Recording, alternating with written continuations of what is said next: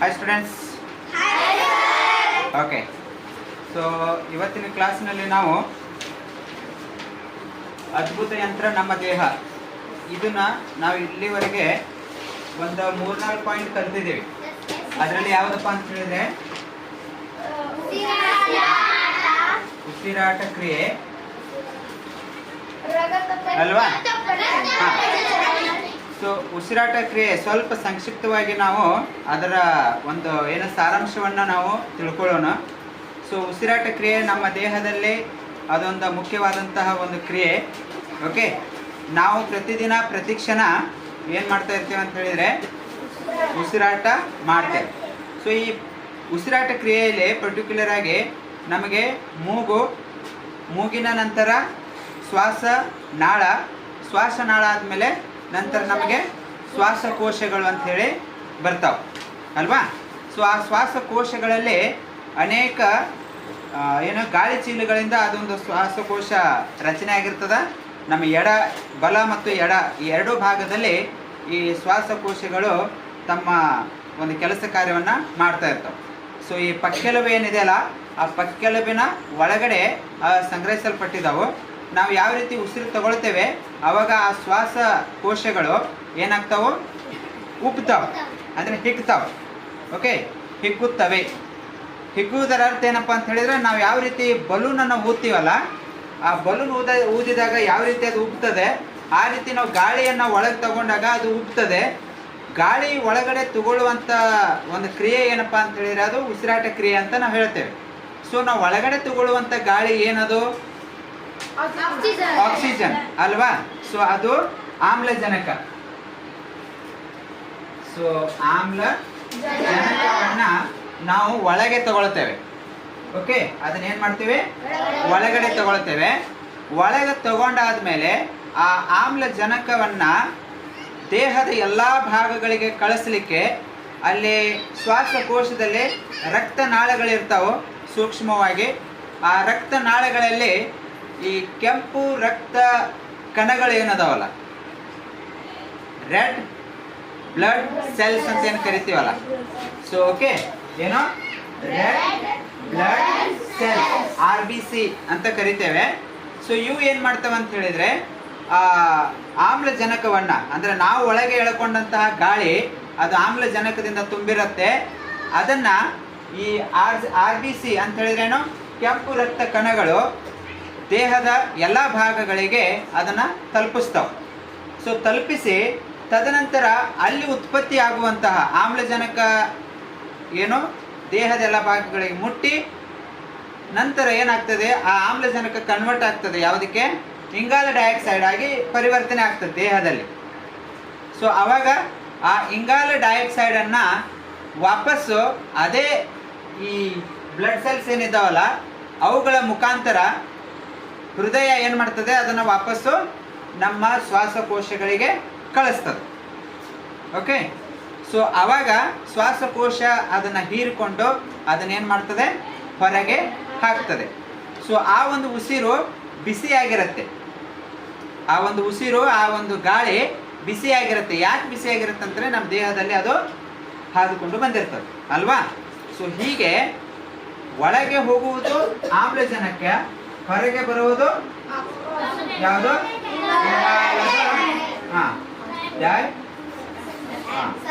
Oxide. So ಇದು ಏನಾಗ್ತದೆ, ಹೊರಗೆ ಬರ್ತದೆ, ಮೂಗಿನ ಮುಖಾಂತರ ಹೊರಗೆ ನಾವು ಹಾಕ್ತೀವಿ. ಈ ಒಂದು ಕ್ರಿಯೆಗೆ ನಾವೇನಂತ ಕರಿತೇವೆ?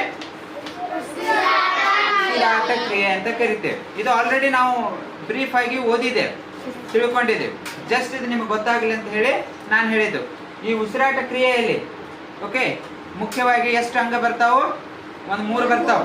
ಓಕೆ, 3 ಅಂತ ಹೇಳಿದರೆ 3 ಅಥವಾ 4 ಬರ್ತಾವೆ. ಒಂದನೇದು ಮೂಗಿಗೆ ಹತ್ತಿಕೊಂಡು ಶ್ವಾಸಕೋಶಗಳಿಗೆ ಒಂದು ನಾಳ ಇರುತ್ತೆ, ಅದಕ್ಕೆ ನಾವು ಶ್ವಾಸನಾಳ ಅಂತ ಹೇಳ್ತೇವೆ. ಅದಕ್ಕೆ ಶ್ವಾಸನಾಳ ಅಂಟಿಕೊಂಡಿರುವ ಏನು ಎಡ ಮತ್ತು ಬಲಭಾಗದಲ್ಲಿ ಏನು ಇರ್ತಾವಲ್ಲ ಅವಕ್ಕೆ ನಾವು ಪುಪ್ಪಸ ಅಥವಾ ಶ್ವಾಸಕೋಶಗಳು, ಇಂಗ್ಲಿಷ್ನಲ್ಲಿ ಅವಕ್ಕೆ ನಾವು ಲಂಗ್ಸ್ ಅಂತ ಕರಿತೇವೆ. ಲಂಗ್ಸ್. ಓಕೆ, ಗಾಳಿ ಚೀಲಗಳು ಅಂತ ನಾವು ಆಡು ಭಾಷೆಯಲ್ಲಿ ಕರಿತೇವೆ. ಸೊ ಇವು ಮುರಾರ್ಜಿ ಪರೀಕ್ಷೆಯಲ್ಲಿ ಈ ರೀತಿಯಾಗಿ ಕೇಳ್ತಾರೆ. ಓಕೆ.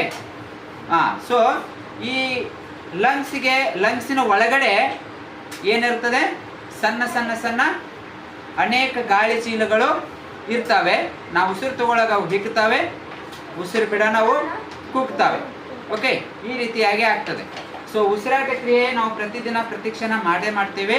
ಹಾಗಾಗಿ ನಾವು ಸ್ವಚ್ಛಂದವಾಗಿರುವಂತಹ ಗಾಳಿಯನ್ನು ನಾವು ಏನು ಮಾಡಬೇಕು, ತೆಗೆದುಕೊಳ್ಬೇಕು. ಹಾಗಾಗಿ ಈ ಪರಿಸರ ಒಂದು ಹಸಿರಾಗಿರುವಂಥ ಪರಿಸರದಲ್ಲಿ ನಮ್ಗೆ ಅಗಾಧವಾದಂತಹ ಏನು ಸಿಗ್ತದ, ಈ ಆಮ್ಲಜನಕ ಸಿಗ್ತದ. ಓಕೆ. ಸೊ ಅದಕ್ಕಾಗಿ ನಮ್ಮ ಈ ಒಂದು ಶ್ವಾಸಕೋಶಗಳನ್ನು ಆರೋಗ್ಯವಾಗಿ ಇಟ್ಕೊಳ್ಬೇಕಪ್ಪ ಅಂತ ಹೇಳಿದರೆ ನಮ್ಮ ಮುಖ್ಯವಾಗಿ ನಾವೇನು ಮಾಡಬಾರ್ದಪ್ಪ ಅಂತ ಹೇಳಿದರೆ, ಒಂದನೇದು ಧೂಮ್ರಪಾನ ಮಾಡಬಾರ್ದು. ಧೂಮ್ರಪಾನ ಮಾಡೋದ್ರಿಂದ ಶ್ವಾಸಕೋಶದಲ್ಲಿರುವಂತಹ ಗಾಳಿ ಚೀಲದಲ್ಲಿ ಈ ಧೂಮ್ರಪಾನದ ಹೊಗೆ ಒಳಗಡೆ ಸಂಗ್ರಹವಾಗಿ ಅವಾಗೇನಾಗ್ತದೆ, ಅದು ನಮ್ಮ ಶ್ವಾಸಕೋಶಗಳು ಹಾನಿ ಆಗ್ತವೆ. ಓಕೆ. ಈ ಡಾಂಬರ್ ಏನಿರುತ್ತಲ್ಲ, ಆ ಡಾಂಬರ್ ತರಹ ಅದು ಜೊಲ್ಲು ಅಲ್ಲಿ ಸಂಗ್ರಹವಾಗಿ ನಮ್ಮ ಉಸಿರು ತಗೊಳ್ಳಿಕ್ಕೆ ಕಷ್ಟ ಆಗ್ತದೆ. ಇದರಿಂದ ಹಾರ್ಟಿಗೆ ಪ್ರಾಬ್ಲಮ್ ಆಗ್ತದೆ. ಹಾರ್ಟ್ ಅಟ್ಯಾಕ್ ಆಗುವಂಥ ಚಾನ್ಸಸ್ಸು ಜಾಸ್ತಿ ಇರ್ತದೆ. ಅರ್ಥ ಆಯ್ತಲ್ಲ? ಸೊ ಇದು ನಾವು ಹಿಂದಿನ ತರಗತಿಯಲ್ಲಿ ಅದ್ಭುತ ಯಂತ್ರ ನಮ್ಮ ದೇಹದಲ್ಲಿ ಉಸಿರಾಟ ಕ್ರಿಯೆಯನ್ನು ನಾವು ನೋಡಿದ್ದೇವೆ. ಅದಾದ ನಂತರ ಎರಡನೇದು ಯಾವ್ದು ನೋಡಿದಪ್ಪ ನಾವು? ರಕ್ತ ಪರಿಚಲನೆ. ಸೊ ರಕ್ತ ಪರಿಚಲನೆಯಲ್ಲಿ ಮುಖ್ಯವಾಗಿ ನಾವು ನೋಡೋದು ಯಾವುದಪ್ಪ ಅಂತ ಹೇಳಿದ್ರೆ ಹೃದಯದ ಕೆಲಸ. ಏನು? ಹೃದಯದ ಕೆಲಸ. ಸೊ ಹಾರ್ಟ್ ಏನಿದೆ ಅಲ್ಲ ನಮ್ಮ ದೇಹದಲ್ಲಿ, ಇಡೀ ನಮ್ಮ ಶರೀರ ಒಂದು ಸರಿಯಾಗಿ ಕೆಲಸ ಮಾಡಬೇಕಪ್ಪ ಅಂತ ಹೇಳಿದ್ರೆ ಅಲ್ಲಿ ನಮಗೇನು ಬೇಕು, ಟ್ರಾನ್ಸ್ಪೋರ್ಟೇಷನ್ ಕೆಲಸ ಆಗಬೇಕು, ಸಾರಿಗೆ ವ್ಯವಸ್ಥೆ ಆಗಬೇಕು. ಓಕೆ. ಸೊ ಸಾರಿಗೆ ವ್ಯವಸ್ಥೆಯನ್ನು ಮಾಡುವಂಥ ಕೆಲಸ ಯಾವುದು ನಮ್ಮ ದೇಹದಲ್ಲಿ ಮಾಡುವುದು? ಅದು ಹೃದಯ. ಯಾಕಂತ ಹೇಳಿದರೆ ಹೃದಯ ದೇಹದ ಪ್ರತಿ ಅಂಗಗಳಿಗೂ, ಓಕೆ, ಅತಿ ಸೂಕ್ಷ್ಮ ಅಂಗಗಳಿಗೂ ರಕ್ತವನ್ನು ತಲುಪಿಸ್ತದೆ. ಓಕೆ. ರಕ್ತವನ್ನು ಇಡೀ ದೇಹದ ಎಲ್ಲ ಮೂಲೆಗಳಿಗೆ ಕಳಿಸುವಂಥ ಕೆಲಸ ಮಾಡುವುದು ಯಾವುದಪ್ಪ ಅಂದರೆ ಅದುವೇ ಹೃದಯ. ಹೃದಯ ಇಲ್ಲ ಅಂತ ಹೇಳಿದರೆ ನಾವು ಇಲ್ಲ. ಓಕೆ. ಅದನ್ನು ಮುಖ್ಯ ಭಾಗ ನಮ್ಮ ದೇಹದಲ್ಲಿ. ಆ ಹೃದಯ ಚೆನ್ನಾಗಿ ಇರಬೇಕಪ್ಪ ಅಂತ ಹೇಳಿದರೆ ನಾವು ಉಸಿರಾಟ ಕ್ರಿಯೆ ಚೆನ್ನಾಗಿ ಮಾಡಬೇಕು. ಒಂದಕ್ಕೊಂದು ಲಿಂಕ್ ಅದಾವೆ ಎಲ್ಲ. ಓಕೆ. ಅದಕ್ಕೆ ಯಂತ್ರ ಅಂತ ಹೇಳೋದು. ನಮ್ಮ ದೇಹ ಯಂತ್ರ. ಎಲ್ಲಿ ಒಂದು ಕಡೆ ಏನಾದರೂ ತಪ್ಪಂತ ಹೇಳಿದರೆ, ತೊಂದರೆ ಆಯ್ತು ಅಂತ ಹೇಳಿದರೆ ಅವಾಗ ಇಡೀ ದೇಹಕ್ಕೆ ತೊಂದರೆ ಆದಂಗೆ ಅಲ್ವಾ? ಸೊ ನಮ್ಮ ದೇಹದಲ್ಲಿರುವಂತಹ ಈ ಹೃದಯ ಎಲ್ಲಿದೆ? ಇದು ಹೃದಯ ನಮ್ಮ ಎದೆಯ ಭಾಗದ ಎಡಭಾಗದಲ್ಲಿ ಸ್ವಲ್ಪ ವಾಲಿದ ಹಾಗೆ ಅದು ನಮ್ಮ ದೇಹ ಇದೆ. ಓಕೆ. ಸೊ ಇದು ನಮ್ಮ ದೇಹ ಅಲ್ವಾ? ಇದು ನಮ್ಮ ದೇಹ. ಸೊ ಇದು ಎದೆ ಭಾಗ. ಈ ಎದೆ ಭಾಗದಲ್ಲಿ ನಾವು ಹಾರ್ಟು ಈ ರೀತಿಯಾಗಿ ನೋಡ್ತೇವೆ ಎಡಭಾಗದಲ್ಲಿ. ಅದು ಹೇಗಪ್ಪ ಅಂತ ಹೇಳಿದ್ರೆ ನಮ್ಮ ಒಂದು ಹೈಟ್ ಮತ್ತು ವೇಟ್, ಅಂದರೆ ನಮ್ಮ ಒಂದು ಹೈಟಿಗೆ ತಕ್ಕಂಗೆ ನಮ್ಮ ಎಡಗೈಯ ಮುಷ್ಟಿ ಏನಿದೆ ಅಲ್ಲ, ಎಡಗೈ ಮುಷ್ಟಿ ಏನಿದೆ ಕಾಣ್ತದಲ್ಲ, ಇಷ್ಟು ಆಕಾರದಲ್ಲಿ ನಮ್ಮ ದೇಹದಲ್ಲಿ, ಅಂದರೆ ನಮ್ಮ ಎದೆಯ ಎಡಭಾಗದಲ್ಲಿ, ಸೆಂಟರ್ನಿಂದ ಎಡಭಾಗದಲ್ಲಿ ಈ ಹಾರ್ಟ್ ರಕ್ಷಿಸಲ್ಪಟ್ಟಿದೆ. ಯಾವುದರಿಂದ ರಕ್ಷಿಸಲ್ಪಟ್ಟಿದೆ? ಎದೆಯ ಪಕ್ಕೆಲುಬು ಮತ್ತು ಶ್ವಾಸಕೋಶ ಏನದಾವಲ್ಲ ಅದರ ತಳದಲ್ಲಿ ಈ ಹೃದಯ ಅಡಗಿ ತನ್ನ ಕೆಲಸವನ್ನು ಮಾಡ್ತದೆ. ಓಕೆ. ಸೊ ಹೃದಯದ ಕೆಲಸ ಏನಪ್ಪ ಅಂತ ಹೇಳಿದರೆ ಈ ಆಕ್ಸಿಜನ್ ತುಂಬಿಕೊಂಡು ಈ ರಕ್ತ ಕಣಗಳು ಏನಿದ್ದಾವಲ್ಲ, ಕೆಂಪು ರಕ್ತ ಕಣಗಳು, ಇವು ಶ್ವಾಸಕೋಶದಲ್ಲಿ ರಕ್ತ ನಾಳಗಳಿಂದ ಈ ಬಂದಂತಹ ಯಾವುದು ಆಮ್ಲಜನಕವನ್ನು ಎಲ್ಲ ಪ್ಯಾಕ್ ಮಾಡಿಕೊಂಡು, ಅಂದ್ರೆ ಲೋಡ್ ಮಾಡಿಕೊಂಡು ಅದು ಹಾರ್ಟಿಗೆ ಬರ್ತದೆ. ಹಾರ್ಟು ಆ ಆಕ್ಸಿಜನ್ ತುಂಬಿದಂತಹ, ಆಮ್ಲಜನಕ ತುಂಬಿದಂತಹ ರಕ್ತವನ್ನು ದೇಹದ ಎಲ್ಲ ಭಾಗಗಳಿಗೆ ರಕ್ತನಾಳಗಳ ಮೂಲಕ, ಅದು ರಕ್ತನಾಳಗಳಂತ ಹೇಳಿದ್ರೇನು, ನಾವು ನರಗಳು ಅಂತ ಏನು ಹೇಳ್ತೀವಲ್ಲ, ಆ ನರಗಳ ಮೂಲಕ ಇಡೀ ದೇಹದ ಭಾಗಗಳಿಗೆ ಕಳಿಸ್ತದೆ. ಓಕೆ. ಅದು ಪಂಪ್ ಕೆಲಸ ಮಾಡ್ತದೆ. ಯಾವ ರೀತಿ ಬಾವಿಯಲ್ಲಿರುವಂಥ ನೀರನ್ನು ಒಂದು ಮೋಟರ್ ಹಚ್ಚಿದಾಗ ಅದು ನೀರು ಹೊರಗಡೆ ಬಂದು ಹೇಗೆ ಚೆಲ್ತದಲ್ಲ, ನಾವು ಎಲ್ಲಿ ತಲುಪಿಸ್ಬೇಕು ಅಲ್ಲಿ ತಲುಪ್ತದಲ್ಲ, ಅದೇ ರೀತಿಯಾಗಿ ದೇಹ ಏನು ರಕ್ತದಿಂದ, ಮಾಂಸಕಾಂಡಗಳಿಂದ, ಓಕೆ, ಮೂಳೆ ಮತ್ತು ಎಲುಬುಗಳಿಂದ ಏನು ತುಂಬಿಕೊಂಡಿದೆಯಲ್ಲ, ಆ ಎಲ್ಲ ಪಾರ್ಟ್ಸ್ಗಳಿಗೂ ರಕ್ತ ಬೇಕೇ ಬೇಕು. ರಕ್ತದ ಕೆಲಸ ಏನಪ್ಪ ಅಂತ ಹೇಳಿ ಟ್ರಾನ್ಸ್ಪೋರ್ಟೇಷನ್ ಕೆಲಸ ಮಾಡ್ತದೆ. ಓಕೆ, ಸಾರಿಗೆ. ಓಕೆ, ಏನು ಒಟ್ಟು ಅದು ಆಮ್ಲಜನಕವನ್ನು ಇಡೀ ದೇಹಕ್ಕೆ ಕಳಿಸೋದು ಮತ್ತು ಅಲ್ಲಿ ಉತ್ಪತ್ತಿ ಆಗಿದ್ದಂತಹ ಇಂಗಾಲ ಡೈಆಕ್ಸೈಡನ್ನು ಮತ್ತು ವಾಪಸ್ ಅದನ್ನು ಹೊರಗೆ ತಂದು ಬಿಡೋದು, ಈ ಕೆಲಸ ಆಗಬೇಕು. ಓಕೆ, ಸೊ ಹಾರ್ಟು, ಈ ಹೃದಯ ಆ ರೀತಿಯ ಒಂದು ಕೆಲಸ ಮಾಡ್ತದೆ. ಅದು ಸೌಂಡ್ ಹೆಂಗೆ ಮಾಡ್ತದಪ್ಪ? ಎಸ್. ಸೊ ಲಬ್ ಡಬ್ ಅಂತ ಹೇಳಿ ನಾವು ಸೌಂಡ್ ಕೇಳ್ತೇವೆ. ನಾವು ಎದೆಗೆ ಏನಾದರೂ ಗಟ್ಟಿಯಾಗಿ ನಾವು ಕೈ ಹಿಡಿದಾಗ, ಅಥವಾ ನಾವು ಕಿವಿಯನ್ನು ಕೊಟ್ಟು ಕೇಳಿದಾಗ, ಅಥವಾ ಡಾಕ್ಟರ್ಗಳು ಈ ಸ್ಟೆಥೋಸ್ಕೋಪನ್ನು ಹಾಕಿ ನಮ್ಮ ಎದೆ ಚೆಕ್ ಮಾಡಿದಾಗ ನಮ್ಮದು ಹಾರ್ಟ್ ಬೀಟು ಲಬ್ ಡಬ್ ಅಂತ ಸೌಂಡ್ ಮಾಡ್ತಾ ಇರ್ತದೆ ಅಲ್ವಾ? ಸೊ ಲಬ್ ಅಂತ ಹೇಳಿದಾಗ ಏನು ಮಾಡ್ತದದು? ರಕ್ತವನ್ನು ಒಳಗೆ ಸೆಳೆದುಕೊಳ್ಳುತ್ತದೆ. ಎಲ್ಲೆಲ್ಲಿಂದ ಸೆಳೆದುಕೊಳ್ಳುತ್ತದೆ? ಶ್ವಾಸಕೋಶಗಳಿಂದ ಸೆಳೆದುಕೊಳ್ಳುತ್ತದೆ ಮತ್ತು ದೇಹದ ಎಲ್ಲ ಭಾಗಗಳಿಂದ. ಯಾವುದು ಈ ಇಂಗಾಲ ಡೈಆಕ್ಸೈಡ್ ತುಂಬಿಕೊಂಡಂತಹ ಕಣಗಳೇನಿರ್ತಾವಲ್ಲ, ರಕ್ತ ಕಣಗಳು, ಅದನ್ನು ಸೆಳೆದುಕೊಳ್ಳುತ್ತದೆ ಮತ್ತು ಆಮ್ಲಜನಕ ತುಂಬಿದಂತಹ ಶ್ವಾಸಕೋಶದಲ್ಲಿರುವಂಥ ರಕ್ತವನ್ನು ಎಟ್ ಎ ಟೈಮ್ ಎಳ್ಕೊಳ್ಳುತ್ತದೆ. ಓಕೆ, ಎಟ್ ಎ ಟೈಮ್ ಎರಡು ಎಳ್ಕೊಂಡು ಏನು ಮಿಕ್ಸ್ ಮಾಡ್ತದನ ಇಲ್ಲ? ಅದು ಇಲ್ಲ. ನೀವು ಅದು ಕಪಾಟುಗಳು ನೋಡಿದ್ದೀರಲ್ಲ, ಹಾರ್ಟಿನ ಕಪಾಟ್ ನೋಡಿದ್ದೀರಲ್ಲ, ಈ ರೀತಿ ಹಾರ್ಟ್ ಇರಬೇಕಾದ್ರೆ ಇಲ್ಲಿ ಈ ರೀತಿಯಾಗಿ ಏನಿರ್ತದೆ? ಒಳಗಡೆ 4 ಕಪಾಟುಗಳು ನಾವು ನೋಡ್ತೇವೆ ಅಲ್ವಾ? ಸೊ ಈ ರೀತಿಯಾಗಿ 4 ಕಪಾಟುಗಳನ್ನು ನೋಡ್ತೇವೆ. ಸೊ ಇಲ್ಲಿ ಈ ಒಂದು ಭಾಗಕ್ಕೆ ಮತ್ತು ಈ ಒಂದು ಭಾಗಕ್ಕೆ ಇಲ್ಲಿ ಆಮ್ಲಜನಕ ತುಂಬಿರುವಂತಹ ಆಮ್ಲಜನಕ ತುಂಬಿರುವಂತಹ ರಕ್ತ ಬರ್ತದ. ಈ ಒಂದು ಪಾರ್ಟ್ಗೆ ಇಲ್ಲಿ ಇಂಗಾಲ ಡೈಆಕ್ಸೈಡ್ ಇರುವಂತಹ ರಕ್ತ ಇಲ್ಲಿ ಬಂದು ಸಂಗ್ರಹ ಆಗ್ತದೆ. ಹೌದಾ? ಇದು ಎಲ್ಲಿಂದ ಬಂದಿರತ್ತೆ? ದೇಹದ ಎಲ್ಲಾ ಭಾಗಗಳಿಂದ ಬಂದಿರತ್ತೆ. ಈ ಆಮ್ಲಜನಕ ತುಂಬಿರುವಂತ ರಕ್ತ ಎಲ್ಲಿಂದ ಬಂದಿರ್ತದೆ? ಶ್ವಾಸಕೋಶದಿಂದ ಬಂದಿರತ್ತೆ ಅಲ್ವಾ? ಸೊ ಇವು ಎರಡು ಎಟ್ ಎ ಟೈಮ್ ಲಬ್ ಅಂತಂದಾಗ ಒಳಗಡೆ ಇವು ಎರಡು ಬರ್ತಾವು. ಇಲ್ಲಿ ಬಂದು ಇದು ರಕ್ತ ಇಲ್ಲಿ ಬಂದು ತುಂಬಿಕೊಳ್ತದೆ. ಇಲ್ಲಿ ಬಂದು ಓಕೆ, ಇದು 1 2 3 4 ಕಾಣೆ, 3 ಮತ್ತು 4 ಕಾಣೆಯಲ್ಲಿ ಅದು ಯಾವಾಗ ತುಂಬಿಕೊಳ್ತದೆ ರಕ್ತ, ಆವಾಗ ಡಬ್ ಅಂತ ಹೇಳ್ತದೆ, ಅಂದ್ರೆ ಒತ್ತದ. ಅದ ಇದನ್ನ ಏನ್ ಮಾಡ್ತದೆ? ಇದು ಹಾರ್ಟ್ ಹಿಂಗೆ ಒತ್ತಿ ಇದನ್ನ ಪುಷ್ ಮಾಡಿ ಕಳಿಸ್ತದೆ.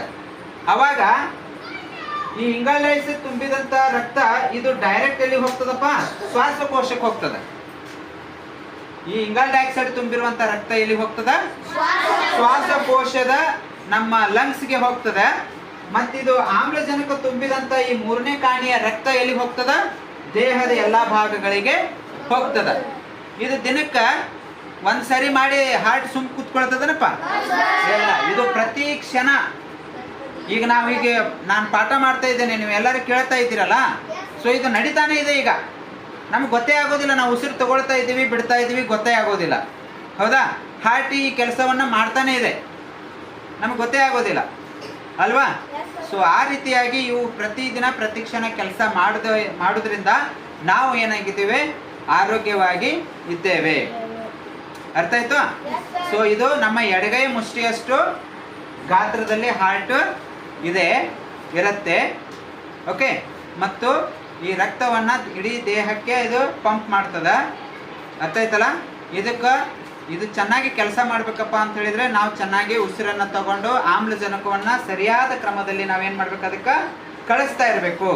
ಅದರ್ವೈಸ್ ಏನಾಗ್ತದ? ಈ ಸಿಗರೇಟು, ಬೀಡಿ, ಅದು ಇದು ನಾವು ತಿನ್ನೋದ್ರಿಂದ ಉಸಿರು ಕಡಿಮೆ ತಗೊಳ್ತೇವೆ, ಒಳಗೆ ಹೋಗೋದು ಕಡಿಮೆ ಆಗ್ತದೆ. ಓಕೆ, ಆವಾಗ ಹಾರ್ಟಿಗೆ ತನಗೆ ಬೇಕಾದಷ್ಟು ಶಕ್ತಿ ಸಿಗೋದಿಲ್ಲ, ಆಮ್ಲಜನಕ ಸಿಗೋದಿಲ್ಲ ಅದಕ್ಕೆ. ಆವಾಗ ಪಂಪಿಂಗ್ ಮಾಡಲಿಕ್ಕೆ ಅದಕ್ಕೆ ಏನಾಗ್ತದೆ? ಪ್ರಾಬ್ಲಮ್ ಆಗ್ತದೆ. ಹಾಗೆ ಪ್ರಾಬ್ಲಮ್ ಆಗಿದ್ರಿಂದ ಏನಾಗ್ತದೆ? ನಂತರ ನಮ್ಗೆ BP ಏರುಪೇರು ಆಗ್ತದೆ. BP ಲೋ ಆಗೋದು ಅಥವಾ BP ಹಾಯ್ ಆಗೋದು ಈ ಥರ ಅನಿಸ್ತದೆ ಅಲ್ವಾ. ಇದನ್ನು ನಾವು ಹಿಂದಿನ ತರಗತಿಯಲ್ಲಿ ವಿವರವಾಗಿ ಎಲ್ಲ ನಾವು ತಿಳ್ಕೊಂಡಿದ್ದೇವೆ ಅಲ್ವಾ. ಸೊ ಈಗ ಇದು ನಿಮಗೆ ಸ್ವಲ್ಪ ಗೊತ್ತಾಗಲಿ ಅಂತ ಹೇಳಿ ಇದನ್ನು ನಾನೀಗ ನಿಮಗೆ ಹೇಳಿದ್ದು. ಇದಾದ ನಂತರ ಮೂರನೇದು ಯಾವ್ದು ಬಂದಪ್ಪ ಅದ್ಭುತ ಯಂತ್ರ ನಮ್ದು? ಏನೋ ಬೇರೆ ಹೇಳತ್ತಿರಲ್ಲ. ಜೀರ್ಣಕ್ರಿಯೆ. ಏನೋ? ಹಾ. ಸೊ ಜೀರ್ಣಕ್ರಿಯೆ ಅಂತ ಹೇಳಿದ್ರೆ ಡೈಜೆಷನ್ ಸಿಸ್ಟಮ್. ಏನೋ? Digestion system. ಇದನ್ನು ನಾವು ನಿನ್ನೆ ಕ್ಲಾಸಲ್ಲಿ ಮುಗಿಸಿದ್ದೇವೆ. ಡೈಜೆಷನ್ ಅಂದರೆ ನಾವು ತಿನ್ನುವಂಥ ಆಹಾರ ಅದು ಇಡೀ ದೇಹಕ್ಕೆ ನಾವು ತಿಂದಂಥ ಆಹಾರದಲ್ಲಿ ಏನೇನಿರ್ತದೆ? ಒಂದನೇದಿಂದ ಹೇಳಬೇಕು. ನೀವು ಆಲ್ರೆಡಿ ಕಲ್ತೀರಲ್ಲ, ಸೊ ಒಂದನೇದಿಂದ ಹೇಳಬೇಕು. ಏನು? ಶರ್ಕರ ಪಿಷ್ಟಗಳು, ಹೌದಾ? ಅದಾದ ನಂತರ ಪ್ರೋಟೀನ್ಗಳು, ವಿಟಮಿನ್ಗಳು, ಕೊಬ್ಬು, ಮೇಧಸ್ಸುಗಳು, ಖನಿಜ ಲವಣಗಳು. ಓಕೆ, ವಿಟಮಿನ್, ಎಲ್ಲ ಥರದ vitamin A B C D. Okay, ಇವೆಲ್ಲ ನಾವು ಆಹಾರದ ಮೂಲಕನೇ ನಮ್ಮ ದೇಹಕ್ಕೆ ಇವೆಲ್ಲ ಬೇಕು. ಇವನ್ನೆಲ್ಲ ತಲುಪಿಸುವಂಥ ಕೆಲಸ, ಇವನ್ನೆಲ್ಲ ಸಂಗ್ರಹಿಸುವಂಥ ಕೆಲಸ ನಾವು ತಿಂದಾಗ ಆ ಆಹಾರ ನಮ್ಮ ಜಠರಿನಲ್ಲಿ ಸೇರಿದಾಗ ಆ ಜಠರ್ ಅದನ್ನು 2-3 ಗಂಟೆ ಅದನ್ನು ಏನು ಜೀರ್ಣ ಮಾಡಿ ಒಂದು ಪಾಕ ತಯಾರು ಮಾಡ್ತದ, ಒಂದು ಜ್ಯೂಸ್ ಅಂತ ತಯಾರು ಮಾಡ್ತದ. ಆ ಜ್ಯೂಸು ತದನಂತರ ಸಣ್ಣ ಕರಳಿಗೆ ಟ್ರಾನ್ಸ್ಫರ್ ಆಗ್ತದ ಅಲ್ವಾ. ಸಣ್ಣ ಕರಳು ಅದನ್ನು ಏನು ಮಾಡ್ತದೆ? ಹೀರಿಕೊಂಡು ಲಿವರಿಗೆ ಕಳಿಸ್ತದ. ಯಕೃತ ಅಂತ ಏನು ಕರಿತೀವಲ್ಲ, ಲಿವರಿಗೆ ಕಳಿಸ್ತದೆ. ಲಿವರ್ ಅದನ್ನು ಹೀರಿಕೊಳ್ಳುವಂಥ ಶಕ್ತಿ ಅದಕ್ಕಿದೆ. ಆ ಎಲ್ಲ ಜ್ಯೂಸನ್ನು ಹೀರಿಕೊಂಡು ಅದು ದೇಹದ ಎಲ್ಲ ಭಾಗಗಳಿಗೆ ಯಾವುದ್ರ ಮುಖಾಂತರ ಕಳಿಸ್ತದ? ರಕ್ತದ ಮುಖಾಂತರನೇ ಕಳಿಸ್ತದ. ಓಕೆ ನೋಡಿ, ರಕ್ತ ಇಲ್ಲಿ ನಮ್ಮ ಬ್ಲಡ್ ಏನು ಕಾಣ್ತದಲ್ಲ, ಅದು 2-3 ಕೆಲಸ ಮಾಡ್ತದದು. ಒಂದು ಉಸಿರನ್ನು ತಗೊಂಡು ಹೋಗ್ತದೆ, ಅಂದರೆ ಆಮ್ಲಜನಕವನ್ನು ತಗೊಂಡು ಹೋಗೋದು, ಇಂಗಾಲ ಡೈಆಕ್ಸೈಡ್ನ ತರೋದು, ಅದೊಂದು ಕೆಲಸ ಮಾಡ್ತದ. ಅದೇ ಥರನಾಗಿ ನಾವು ತಿಂದಂಥ ಆಹಾರದಲ್ಲಿರುವಂತಹ ಎಲ್ಲ ಶಕ್ತಿ ಪೋಷಕಾಂಶಗಳು ಅಂತ ಏನು ಕರಿತೀವಲ್ಲ, ಅದನ್ನೆಲ್ಲ ಸಂಗ್ರಹ ಮಾಡ್ಕೊಂಡು ಹೋಗೋದು ಯಾರು? ರಕ್ತ. ಈ ಕೆಂಪು ರಕ್ತ ಕಣಗಳೇ ಕೆಲಸ ಮಾಡೋದು ಅದನ್ನು. ಅರ್ಥ ಆಯ್ತು?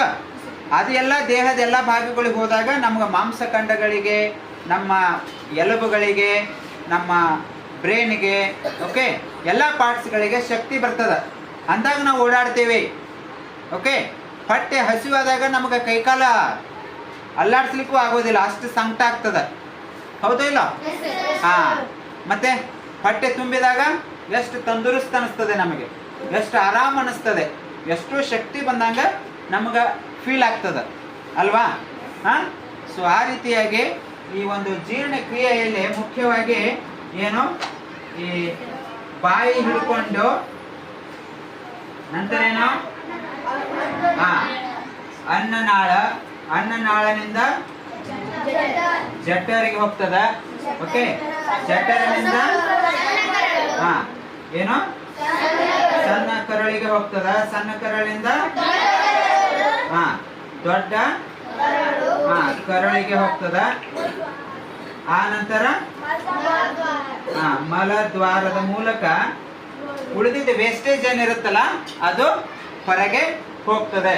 ಸೊ ಜೀರ್ಣಕ್ರಿಯೆಯಲ್ಲಿ ನಮ್ದು ಟೋಟಲ್ ಇಷ್ಟು ಅಂಗಗಳು ಕೆಲಸ ಮಾಡ್ತಾವ, ಪಾರ್ಟ್ಸ್. ಓಕೆ, ಸೊ ಬಾಯಿಯಲ್ಲಿ ಏನೇನು ಬರ್ತಾವಪ್ಪ? ಹಲ್ಲು ಮತ್ತು ನಾಲಿಗೆ. ಇವು ಎರಡು ಸೇರಿ ಏನ್ ಕೆಲಸ ಮಾಡ್ತಾವು? ಗಟ್ಟಿ ಆಹಾರ, ನಾವು ತಿಂದಂತ ಗಟ್ಟಿ ಆಹಾರವನ್ನ ಅದು ಏನ್ ಮಾಡ್ತದ? ಸಣ್ಣ ಮಾಡ್ತದೆ. ಯಾವುದು? ಹಲ್ಲುಗಳು. ಹೌದಲ್ಲ? ಹಲ್ಲಿನಲ್ಲಿ ಬಾಚಿ ಹಲ್ಲು, ಕವರೆ ಹಲ್ಲು, ಕೋರೆ ಹಲ್ಲು ಅಂತ ಕರಿತೇವೆ, ಮತ್ತು ದವಡೆ ಹಲ್ಲುಗಳು. ಬಾಚಿ ಹಲ್ಲು ಎದಕ್ಕೆ? ನಾವು ಕಡಿಲಿಕ್ಕೆ, ಕಟ್ ಮಾಡಲಿಕ್ಕೆ. ಕೋರೆ ಹಲ್ಲು ಎದಕ್ಕೆ? ಏನಾದರೂ ಮಾಂಸಖಂಡಗಳು ಅದನ್ನ ಹರಿಲಿಕ್ಕೆ. ಕಬ್ಬು ತಿಂತೇವೆ ನೋಡಿ ನಾವು, ಕಬ್ಬು. ಹೌದಿಲ್ಲ? ಆ ಥರ ಈ ಹಣ್ಣು ಹಂಪಲು ತಿಂದು ಮುಂದಿನ ಹಲ್ಲಿನಿಂದ ನಾವು ಕಚ್ತೇವೆ ನಾವು. ಹೌದಲ್ಲ? ಮಾಂಸಖಂಡಗಳು, ಕಬ್ಬು ಮತ್ತು ಬಿರುಸಾದಂಥದ್ದು ಯಾವುದಿರುತ್ತಂದ್ರೆ ಈ ಕೋರೆ ಹಲ್ಲುಗಳೇನು ಪಕ್ಕದಲ್ಲಿ ಇದಾವಲ್ಲ ಅವುಗಳಿಂದ ನಾವು ಕಿತ್ಕೊಂಡು ತಿಂತೇವೆ.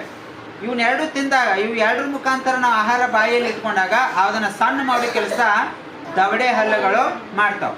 ಸೊ ಈ ದವಡೆ ಹಲ್ಲಿಗೆ ಅದನ್ನು ಸಣ್ಣ ಮಾಡಲಿಕ್ಕೆ ಸಹಾಯ ಮಾಡೋದು ಏನಪ್ಪ? ನಾಲಿಗೆ.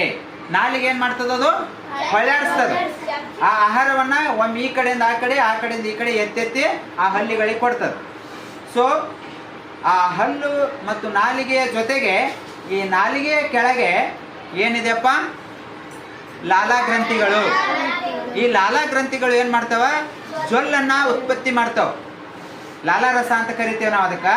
ಆ ಲಾಲಾರಸ ಆ ಆಹಾರದ ಜೊತೆ ಕೂಡಿಕೊಂಡು ಅದು ಒಂದು ಮಿದುವಾದಂತಹ ಒಂದು ಆಹಾರ ಆಗ್ತದೆ. ಅದಾದ ನಂತರ ಅದನ್ನು ಒಳಗೆ ಕಳಿಸುವಂಥ ಕೆಲಸ ಮಾಡೋದು ಯಾವುದು, ಅದೇ ನಾಲಿಗೆ. ಅದು ಒಂದು ಉಂಡೆ ಆಯ್ತು ಅಂತ ಹೇಳಿದ್ರೆ, ಓಕೆ, ಅದೇನು ಒಳಗಡೆ ಹೋಗ್ಲಿಕ್ಕೆ ತಯಾರಾಗಿದೆ ಅಂತ ಗೊತ್ತಾದಾಗ ನಾವೇನು ಮಾಡ್ತೇವೆ, ಅದನ್ನು ನುಂಗುತ್ತೇವೆ. ಓಕೆ, ಆ ನುಂಗಲಿಕ್ಕೆ ಸಹಾಯ ಮಾಡೋದು ಯಾವುದು, ನಾಲಿಗೆ.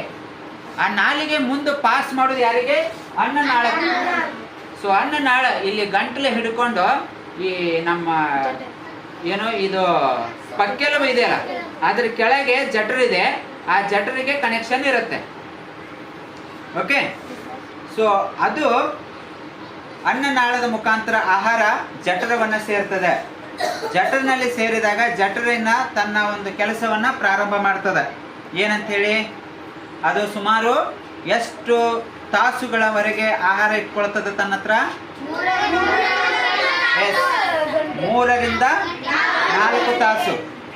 ಸಾಮಾನ್ಯವಾಗಿ ಶಾಕಾಹಾರಿ ಯಾವುದರ ನಾವು ತಿಂತೇವಲ್ಲ, ಎಲ್ಲ ಅನ್ನ ಆಗಿರ್ಬೋದು, ರೊಟ್ಟಿ, ರಾಗಿ, ಈ ಎಲ್ಲ ಏನು ಚಪಾತಿ ಇಂಥವೆಲ್ಲ ತಿಂತೀವಲ್ಲ, ಇವು ಕರಗಲಿಕ್ಕೆ ಮಿನಿಮಮ್ ಒಂದು 3 ತಾಸು ಬೇಕು. ಏನಾದರೂ ನೀವು ನಾನ್ ವೆಜ್ ತಿಂದರೆ, ಅಂದರೆ ಮಾಂಸಾಹಾರಿ ಏನಾದರೂ ತಿಂದರೆ ಅವಾಗೇನಾಗ್ತದ, ಕನಿಷ್ಠ 3 ರಿಂದ 4 ಗಂಟೆ ಆಹಾರ ಜಠರಿನಲ್ಲಿ ಸಣ್ಣ ಆಗ್ತದೆ, ಜೀರ್ಣ ಆಗ್ತದೆ. ಓಕೆ, ಜೀರ್ಣಕ್ರಿಯೆಗೆ ಒಳಪಡ್ತದ. ಆವಾಗ ಅಲ್ಲಿ ಒಂದು ಜ್ಯೂಸ್ ತಯಾರಾಗ್ತದೆ. ಓಕೆ, ಆ ಜಠರಿಗೆ ಆಗದೇ ಇರುವಂತಹ, ಸಣ್ಣ ಮಾಡಲಿಕ್ಕೆ ಆಗದೇ ಇರುವಂತಹ ವಸ್ತು ಅದು ಏನಾಗ್ತದೆ, ನಂತರ ಆ ಜ್ಯೂಸಿನ ಜೊತೆ ಮಿಕ್ಸ್ ಆಗಿ ಸಣ್ಣ ಕರಳಿಗೆ ಟ್ರಾನ್ಸ್ಫರ್ ಆಗ್ತದೆ. ಇನ್ನು ಸಣ್ಣ ಕರಳು ಎಷ್ಟುದ್ದಿದೆಯಪ್ಪ, ನಾವು ಹೇಳ್ತೇವೆ 4 ಮೀಟರ್ ಅಂತೇಳಿ. ಮತ್ತು ನಾವು ಪುಸ್ತಕದಲ್ಲಿ ನೋಡ್ತೇವೆ 21 ಅಡಿ. ಯಾವುದು ಈ ಸಣ್ಣ ಕರಳು ಏನಿದೆಯಲ್ಲ, 21 ಅಡಿ. ಓಕೆ, ಅರ್ಥ ಆಯ್ತಲ್ಲ?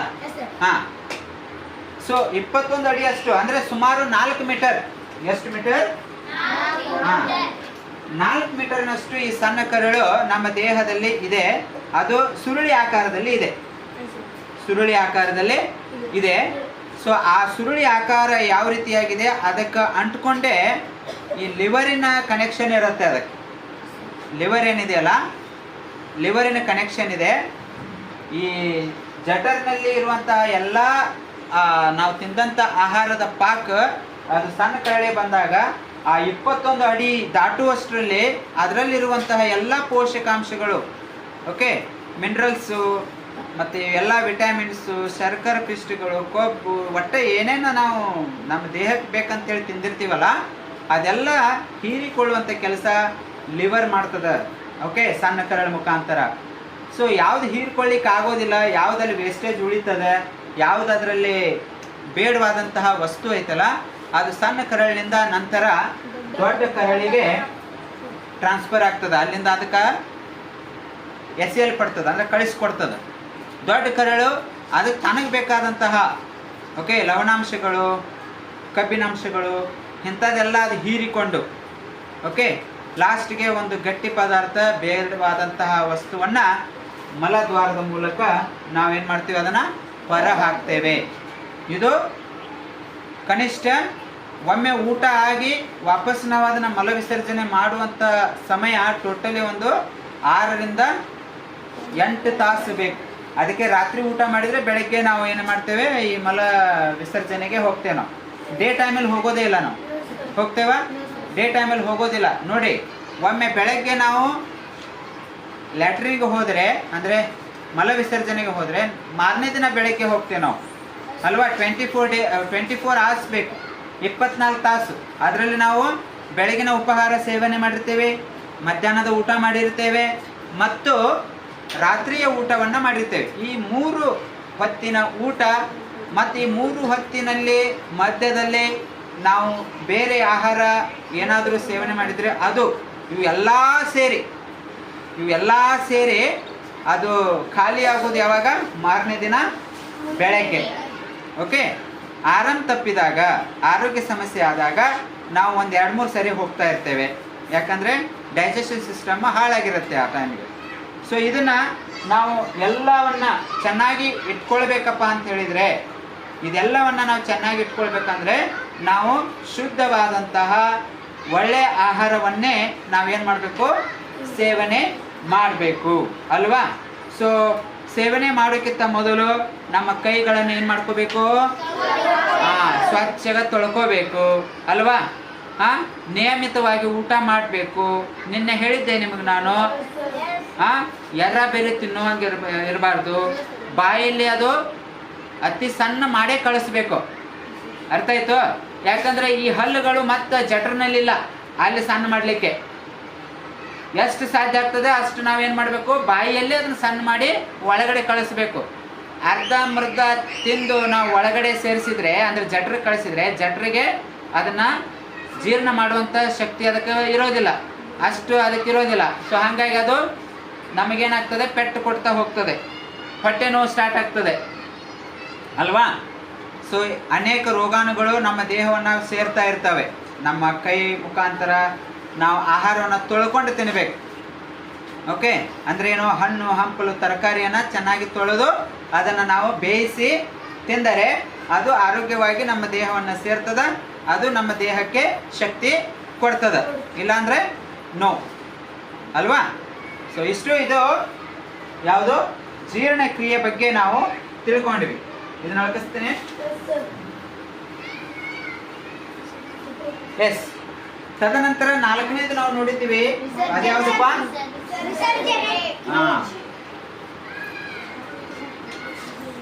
ವಿಸರ್ಜನಾ ಕ್ರಿಯೆ. ಯಾವುದು? ವಿಸರ್ಜನಾ ಕ್ರಿಯೆಯಲ್ಲಿ ಟೋಟಲ್ ಎಷ್ಟು ಅದಾವಪ್ಪ? 3 ಅದಾವ.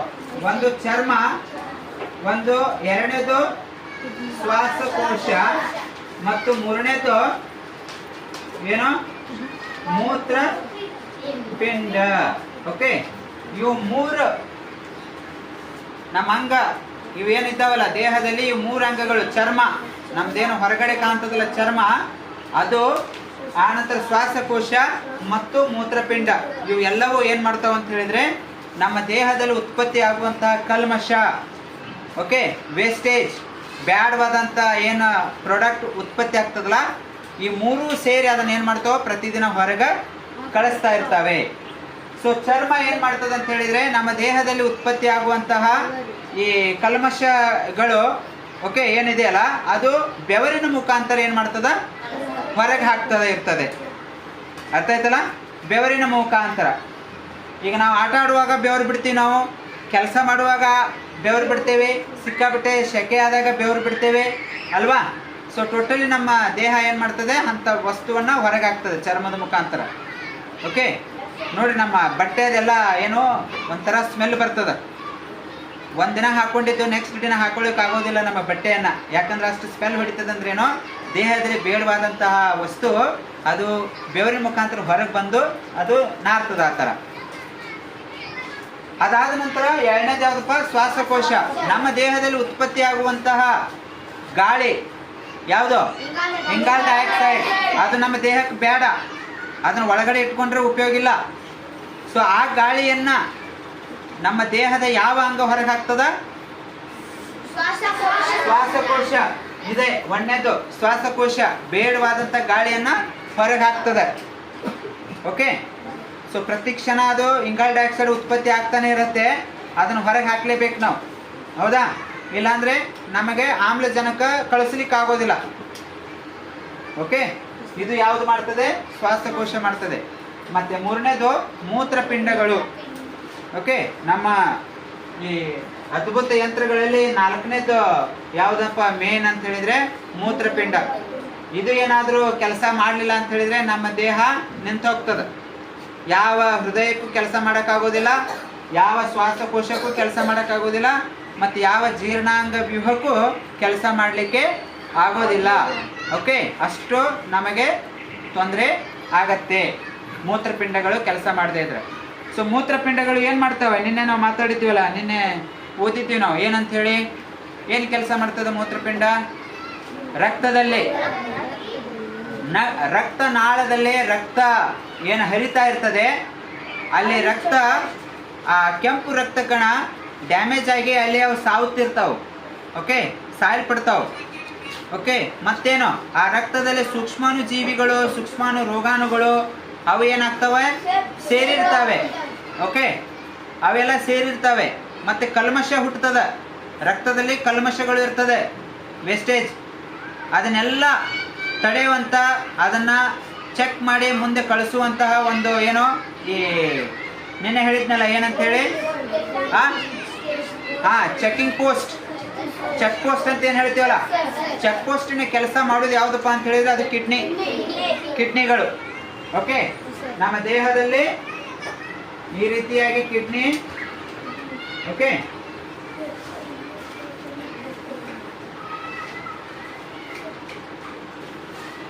ಎಸ್, ಈ ರೀತಿಯಾಗಿ ನಮ್ದು ಇದೊಂದು ಮೂತ್ರಪಿಂಡ ಈ ರೀತಿಯಾಗಿ ಇರ್ತಾವೆ. ಸೊ ಈ ಮೂತ್ರಪಿಂಡಗಳು ನಮ್ಮ ದೇಹದ ಯಾವ ಭಾಗದಲ್ಲಿದಾವಪ್ಪ?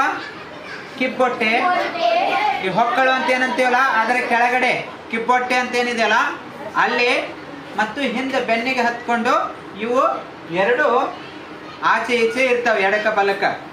ಓಕೆ, ಅದರಿಂದ ಕನೆಕ್ಷನ್ ಮುಂದೆ ಇಲ್ಲಿ ಇದಕ್ಕೇನಂತ ಹೇಳ್ತೀವಿ ನಾವು? ಮೂತ್ರಕೋಶ. ಇದೇನು? ಮೂತ್ರಕೋಶ. ಇದೇನು? ಮೂತ್ರಪಿಂಡ.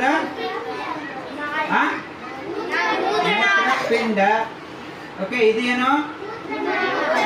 ಮೂತ್ರ ನಾಳ. ಮತ್ತಿದೇನು? ಮೂತ್ರ ದ್ವಾರ. ಇಷ್ಟು 4 ಇವು ಇದ್ದಾವೆ. ಓಕೆ, ಮುಖ್ಯವಾಗಿ. ಸೊ ಇದು ಏನು ಇದು ಇವು ನರ ರಕ್ತನಾಳಗಳು. ಈ ರಕ್ತನಾಳಗಳು ಡೈರೆಕ್ಟ್ ಹಾರ್ಟಿಗೆ ಕನೆಕ್ಷನ್ ಇರ್ತಾವೆ.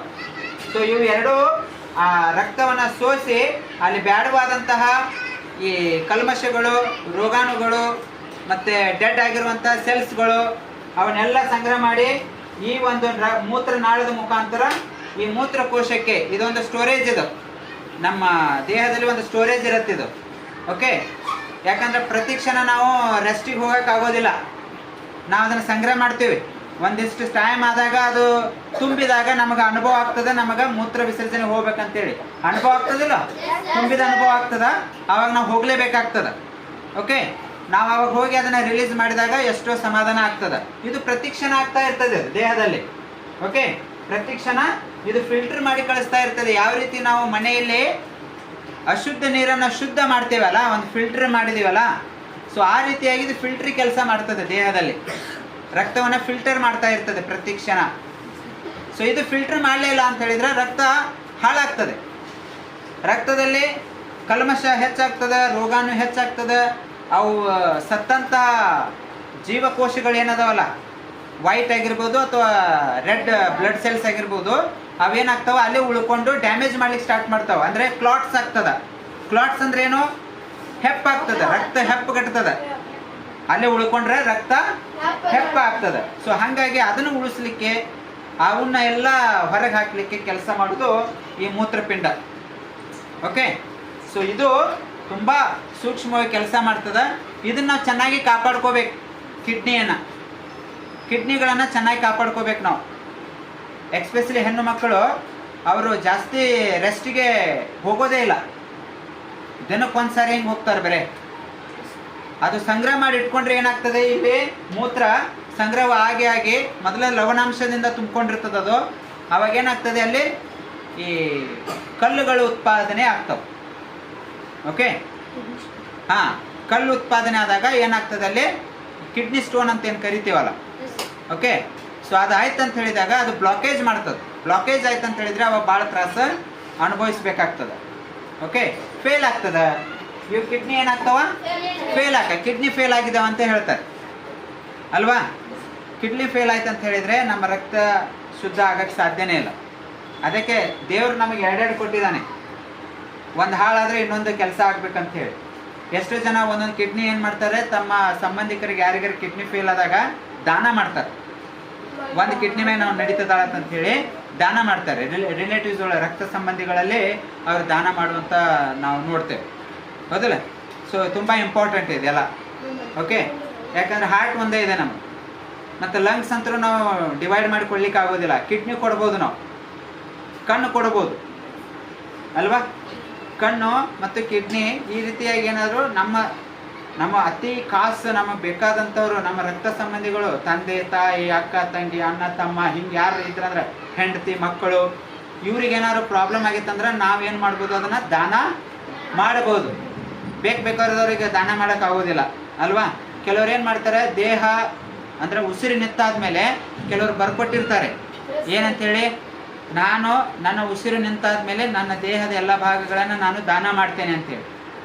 ಎಷ್ಟೋ ಗಂಟೆವರೆಗೆ ನಮ್ಮ ದೇಹದ ಕೆಲವು ಅಂಗಗಳು ಆಗಿರ್ತಾವು, ಜೀವಂತವಾಗಿರ್ತಾವೆ. ಏನು ಕಣ್ಣಾಗಿರ್ಬೋದು, ಓಕೆ, ಲಿವರ್ ಆಗಿರ್ಬೋದು, ಈ ಮೂತ್ರ ಪಿಂಡಗಳಾಗಿರ್ಬೋದು, ಇವೆಲ್ಲ ಏನೈತಿ ಜೀವಂತವಾಗಿರ್ತಾವೆ. 2 ತಾಸು 3 ತಾಸು 4 ತಾಸು.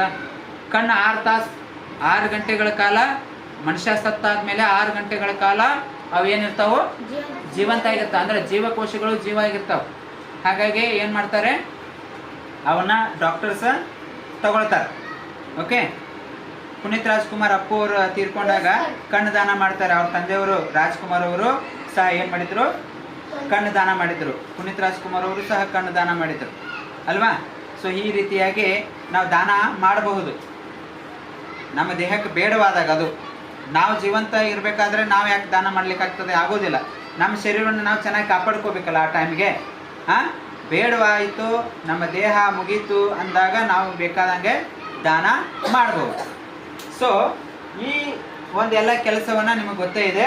ಸೊ ಮೂತ್ರನಾಳದ ಮೂಲಕ ಮೂತ್ರಕೋಶ ಸೇರಿದ ಎಲ್ಲ ವೇಸ್ಟೇಜ್ ಲಿಕ್ವಿಡ್, ಓಕೆ, ನೀರಿನಂಶ, ದೇಹದಲ್ಲಿರುವಂಥ ಎಲ್ಲ ನೀರಿನಂಶ ನಾವೇನು ಮಾಡ್ತೀವಿ, ಮೂತ್ರ ದ್ವಾರದ ಮೂಲಕ ಹೊರಗೆ ಹಾಕ್ತೇವೆ. ಸೊ ಇಷ್ಟು ಈ 4 ನಾವು ನಮ್ಮ ದೇಹದ ಅದ್ಭುತ ಯಂತ್ರಗಳಂತ ಕರಿತೇವೆ ನಾವು. ಯಾವ್ಯಾವು? 1ನೇದು ಉಸಿರಾಟ ಕ್ರಿಯೆ, ಓಕೆ, 2ನೇದು ರಕ್ತ ಪರಿಚಲನೆ, 3ನೇದು ಕ್ರಿಯೆ, ಮತ್ತು 4ನೇದು ವಿಸರ್ಜನಾಂಗ ಕ್ರಿಯೆ. ಅರ್ಥ ಆಯ್ತಲ್ಲ? ಎಸ್. ಸೊ ಇಲ್ಲಿಗೆ ಈ ಒಂದು ಪಾಠ ನಮ್ಮದು ಮುಗೀತು. ಅದ್ಭುತ ಯಂತ್ರ ನಮ್ಮ ದೇಹ ಅನ್ನುವಂಥದ್ದು ಪಾಠ ಮುಗೀತು. ಈಗ ಕೆಲವೊಂದು ದೇಹಕ್ಕೆ ಸಂಬಂಧಪಟ್ಟಂತಹ ಕೆಲವೊಂದು ವಿಚಾರಗಳನ್ನು ನಾವು ಡಿಸ್ಕಸ್ ಮಾಡಬೇಕೀಗ. ಅದೇನಪ್ಪ ಅಂತ ಹೇಳಿದರೆ, ನೋಡ್ರಿ, ನಿನ್ನೆ ನಾವು 223 ನಾವು ಈ ಕಡೆ ನೋಡಬೇಕಾಗಿತ್ತು. Page number 223. ಓಕೆ, 223 223ನೇ ಪ್ರಶ್ನೆ. ಅಲ್ಲಿ ಕ್ವಶನ್ ಏನಿದೆಪ್ಪ, ನೀವು ಯಾರೂ ಓದಬೇಡ್ರಿ, ನಾನು ಓದ್ತೇನೆ, ಅದಕ್ಕೆ ಉತ್ತರ ನೀವು ಕೊಡ್ರಿ. ಓಕೆ, ಇಲ್ಲಾಂದರೆ ಕ್ವಶನ್ಸ್ ತಿಳಿಯೋದಿಲ್ಲ, ಗೊತ್ತಾಗೋದಿಲ್ಲ, ನೀವು ಎಟ್ ಎ ಟೈಮ್ ಓದ್ಲಿಕ್ಕೆ ಆಗೋದಿಲ್ಲ ನಿಮಗೆ. ಈಗ ನಾನು ಪ್ರಶ್ನೆ ಓದ್ತೇನೆ ನೋಡ್ರಿ. ಪ್ರಶ್ನೆನಕ್ಕೇನೆ ಸ್ಟೇಟ್ಮೆಂಟ್ ಏನಿದೆ, ನಮ್ಮ ದೇಹದ ಮುಖ್ಯ ವಿಸರ್ಜನಾಂಗ ವ್ಯೂಹ ಯಾವುದು? ಇನ್ನಾಗ ಹೇಳಿದ್ನಲ್ಲ, ಚರ್ಮ, ಶ್ವಾಸಕೋಶ, ಮೂತ್ರಪಿಂಡದಲ್ಲಿ ಈ 3ರಲ್ಲಿ ಅತಿ ಮುಖ್ಯವಾದದ್ದು ಯಾವುದಪ್ಪ ಅಂದ್ರೆ ಮೂತ್ರಪಿಂಡಗಳು, ಅಂದ್ರೆ ಕಿಡ್ನಿನೇ ಮೇನ್. ಚರ್ಮ, ಶ್ವಾಸಕೋಶ ಇವು ಸೆಕೆಂಡರಿ. ಓಕೆ, ನೆಕ್ಸ್ಟ್, ನಮ್ಮ ದೇಹದಲ್ಲಿ ಉತ್ಪತ್ತಿಯಾದ ಕಲ್ಮಶಗಳನ್ನು ಹೊರಹಾಕುವ ಅಂಗಗಳು ಯಾವ್ಯಾವು?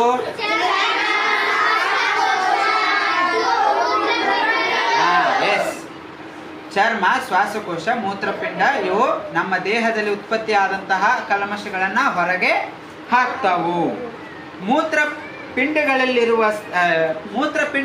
ಇರುವ ಸ್ಥಳ, ಈ ಇದೇನೈತಲ್ಲ, ಇದು ಇರುವ ಸ್ಥಳ ಎಲ್ಲಿದೆ? ಕಿಬ್ಬೊಟ್ಟೆಯ ಕೆಳಗೆ, ಬೆನ್ನು ಮೂಳೆಯ 2 ಪಕ್ಕದಲ್ಲಿ. ಬೆನ್ನು ಮೂಳೆ ಏನಿದೆ ಅಲ್ಲ, ಬೆನ್ನು ಮೂಳೆ, ಅದರ 2 ಪಕ್ಕದಲ್ಲಿ ಇವು ಏನು ಇದಾವೆ, ಕಿಡ್ನಿಗಳು ಇದ್ದಾವೆ, ಕಿಬ್ಬೊಟ್ಟೆಯ ಒಳಗಡೆ. Okay, yes. ನೆಕ್ಸ್ಟ್, ದೇಹದಿಂದ ಕಾರ್ಬನ್ ಡೈಆಕ್ಸೈಡ್ ಅನ್ನು ಹೊರಹಾಕುವ ಅಂಗ ಯಾವುದು? ಎಸ್, ಶ್ವಾಸಕೋಶ ಏನ್ ಮಾಡ್ತದೆ, ನಮ್ಮ ದೇಹದಲ್ಲಿ ಉತ್ಪತ್ತಿಯಾದಂತಹ ಇಂಗಾಲ ಡೈಆಕ್ಸೈಡ್ ಅನ್ನ ಹೊರಗೆ ಹಾಕುತ್ತದೆ. ಕಲ್ಮಶಗಳನ್ನು ಬೆವರಿನ ಮೂಲಕ ಹೊರಹಾಕುವ ಅಂಗ ಯಾವುದು? ಎಸ್, ಚರ್ಮ. ಓಕೆ, ನೆಕ್ಸ್ಟ್, ಕಲ್ಮಶಗಳನ್ನು ಮೂತ್ರವಾಗಿ ಹೊರಹಾಕುವ ಅಂಗ ಯಾವುದು? ಮೂತ್ರ ದ್ವಾರದ ಮೂಲಕ ನಾವು ಅದನ್ನ ಹೊರ ಹಾಕ್ತೇವೆ. ನಮ್ಮ ದೇಹದಲ್ಲಿರುವ ಮೂಳೆಗಳು ಎಷ್ಟು? 206 ಮೂಳೆಗಳು ನಮ್ಮ ದೇಹದಲ್ಲಿ ಇದ್ದಾವೆ. ಸಣ್ಣ ಮಕ್ಕಳಲ್ಲಿ ಇರೋದಿಲ್ಲ. ಓಕೆ, ನಿಮ್ಮಲ್ಲಿ ಸ್ವಲ್ಪ ಒಂದು 90% ಅಷ್ಟಕ್ಕೆ ಬಂದಿರ್ತೀರಿ. ನೀವು ಇನ್ನೂ ಬೆಳೀತಾ ಇದ್ದೀರಲ್ಲ, ಈಗ 4 ಮತ್ತು 5ನೇ ತರಗತಿ ಮಕ್ಕಳು ನೀವೆಲ್ಲ. ಬಟ್ ನಾನು ಆರೋಗ್ಯವಂತ ಒಬ್ಬ ಏನೈತಿ ಮಧ್ಯವಯಸ್ಕ ನಾನು ಏನೀಗ ಇದ್ದೇನಲ್ಲ, ನನ್ನ ದೇಹದಲ್ಲಿ ಹೆಣಸಿದ್ರೆ ಎಷ್ಟದಾವು? 206 ಮೂಳೆಗಳು ಅಂದ್ರೆ ಸಿಗ್ತಾವೆ, ಬೋನ್ಸ್ ಸಿಗ್ತಾವೆ ನನ್ನ ದೇಹದಲ್ಲಿ. ಅರ್ಥ ಆಯ್ತು? ನೆಕ್ಸ್ಟ್ ಆದ್ರೆ ಎಲ್ಲೆಲ್ಲದಾವ ಅಂತ ನಾ ಹೆಣಸಕ್ಕಾಗೋದಿಲ್ಲ. ಈಗ ಅದಕ್ಕೇನು ಬೇಕು? ಸ್ಕೆಲ್ಟನ್ ಬೇಕು. ಸ್ಕೆಲ್ಟನ್ ಅಂದ್ರೆ ಏನು?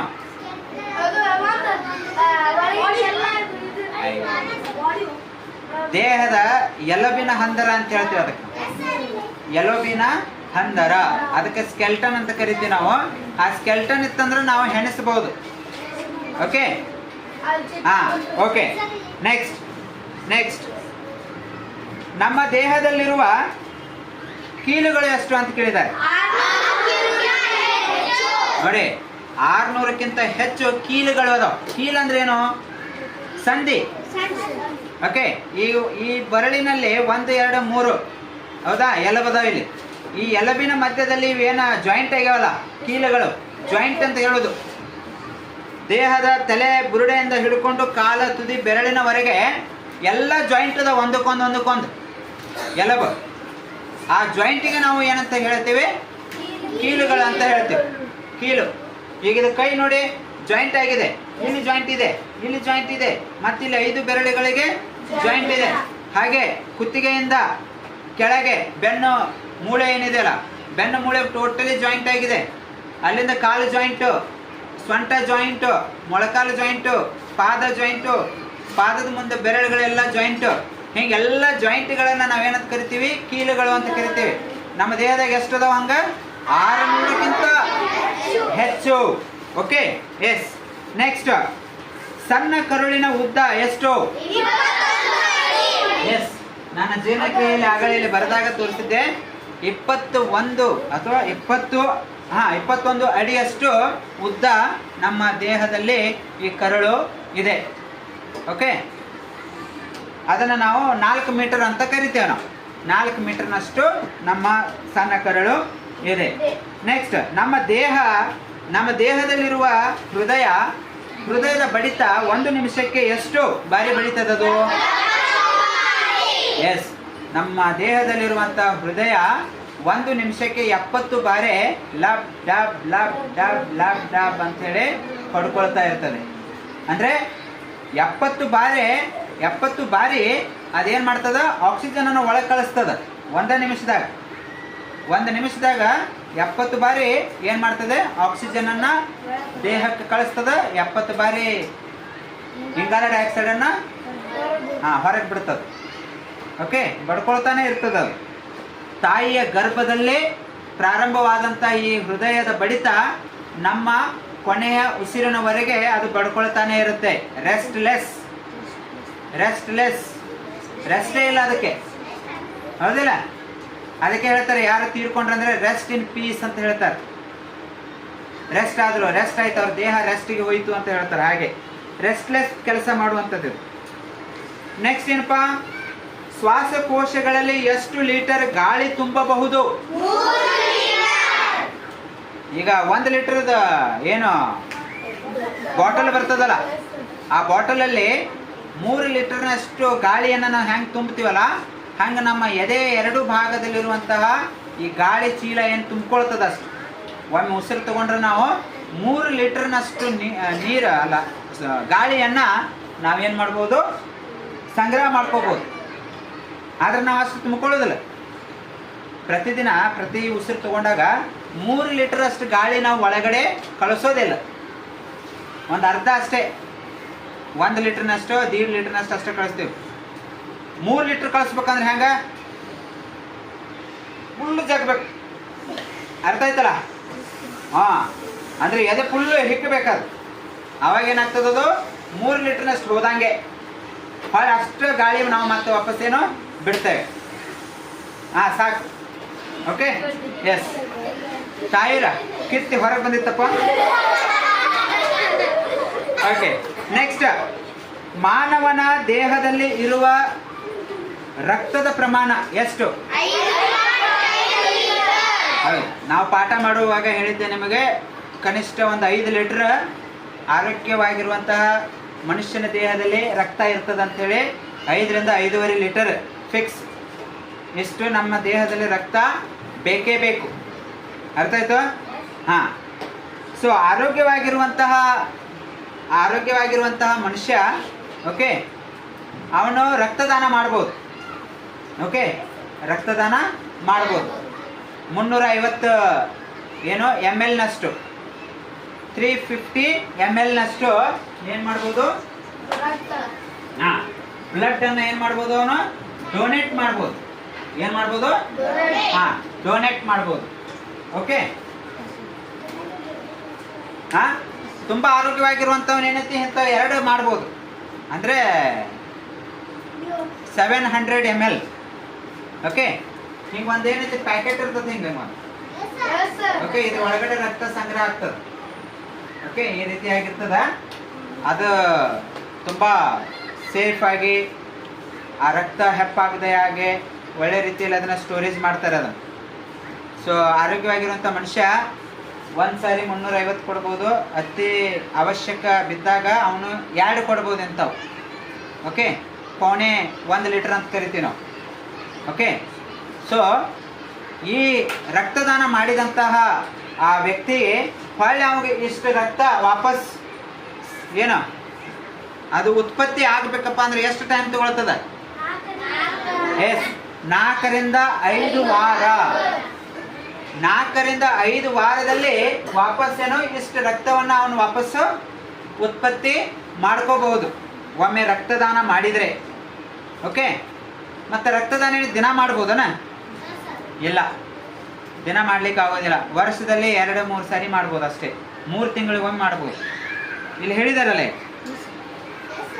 4ರಿಂದ 5 ವಾರ ಬೇಕಂತ ಹೇಳ್ತಾರಲ್ಲ, ಅಂದರೆ 1 ತಿಂಗಳ ಮೇಲೆ ಹೊಳ್ಳಿ ರಕ್ತ ಅಷ್ಟು ಜಮಾ ಆಗ್ಬೇಕಂದ್ರೆ ಹಾಂ, ಹೊಳ್ಳಿ ನೀವು ಏನು ಮಾಡ್ಬೋದು? 3 ತಿಂಗಳಿಗೊಮ್ಮೆ ನೀವು ರಕ್ತದಾನ ಮಾಡಬಹುದು. ಓಕೆ, ಅವಶ್ಯಕ ಇದ್ದರೆ. ಓಕೆ, ಎಷ್ಟು ಸರಿ ಮಾಡ್ತಾರೆ. ಓಕೆ, ನೆಕ್ಸ್ಟ್, ದೇಹಕ್ಕೆ ಆಕಾರ ಮತ್ತು ರೂಪವನ್ನು ನೀಡುವವು ಯಾವು? ನಮ್ಮ ದೇಹಕ್ಕೆ ಒಂದು ಆಕಾರ, ಒಂದು ರೂಪವನ್ನು ನೀಡುವುದು ಯಾವುದು? ನಮ್ಮ ದೇಹದಲ್ಲಿರುವಂತಹ ಮೂಳೆಗಳು, ಬೋನ್ಸ್. ಓಕೆ, ಅವು ಮತ್ತು ಅದಕ್ಕೆ ಸುತ್ತಲ್ಪಟ್ಟಿರುವ ಮಾಂಸಖಂಡಗಳು. ಓಕೆ, ಆ ಮಾಂಸಖಂಡಗಳು ಮತ್ತು ಮೂಳೆ ಇವುಗಳಿಂದನೇ ನಮ್ಮ ದೇಹದ ಒಂದು ಆಕಾರ ನೋಡಲಿಕ್ಕೆ ಆಗ್ತದೆ. ಓಕೆ, ಮಾಂಸ ಇರ್ಲಿಕ್ಕೆ ಅಂತ ಹೇಳಿದ್ರೆ ನಾವು ಎಲುಬಿಗೆ ಹತ್ಕೊಂಡ್ಬಿಡ್ತದೆ ನಮ್ಮ ಚರ್ಮ ಏನಾಗ್ತದೆ? ಎಲುಬಿಗೆ ಹತ್ಕೊಂಡು ಬರೇ ತೆಳ್ಳಗೆ ಏನಾಗ ಕಾಣ್ತೀವಿ ನಾವು? ಸ್ಕೆಲ್ಟನ್ ಟೈಪ್ ಕಾಣ್ತೀವಿ. ಅತಿ ಹಣ್ಣಾದ ಮುದುಕರು ನೋಡ್ರಿ, ವಯಸ್ಸಾಗಿರುವಂಥ 90+, 80+ ಆಗಿರುವಂಥ ಮುದುಕಿಯರು ನೋಡ್ರಿ, ಅವ್ರ ಪಾಪ ಅವ್ರ ದೇಹದಾಗ ಏನೋ ಬರೀ ಎಲುಬು ಮತ್ತು ಚರ್ಮ ಅಷ್ಟೇ ಕಾಣ್ತದೆ. ಹಾಂ, ನರಗಳು ಕಾಣ್ತಿರ್ತಾವ.